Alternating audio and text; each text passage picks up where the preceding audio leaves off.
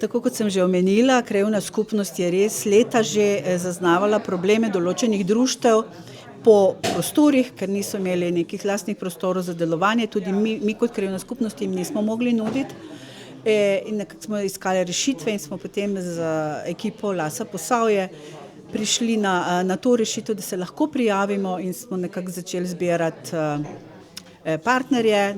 Seveda najprej smo se obrnili na občino Brežice, ker finančna sredstva tukaj so vseeno, vložek je večji, dobiš povrnjenost čez kakšno leto in vsi so bili zainteresirani, da na ta način pristopimo k financiranju idej, ki smo jih imeli, se pravi,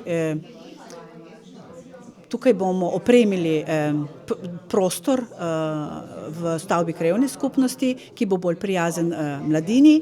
Tukaj bomo obnovili internetno stran, medijske vsebine, naredili bomo nov predstavitveni film. Predvsem pa, če govorim kot kulturno društvo, smo pa si želeli opremiti naš društveni prostor, ki nam ga je omogočila tudi že občina Brežice v predhodnih letih. In to je zelo velik doprinos. Naše društvo ima 4 sekcije in bogato delovanje. Skozi celo leto pripravljamo veliko dogodkov in to je tisto, kar je pripomoglo k uspešnosti naše prijave na evropska sredstva. Pritegnili k sodelovanju bomo predvsem turistično društvo, ki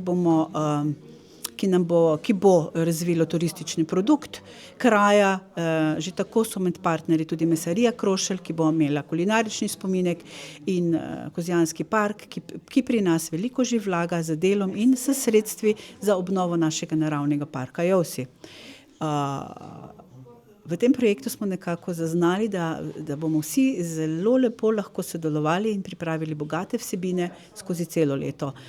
Tako da že sedaj na tem mestu vas vse lepo vabim, da se nam pridružite na vseh dogodkih, ki jih bomo seveda tudi javno objavljali z vsemi logotipi Kmetijskega ministrstva in evropskih sredstev.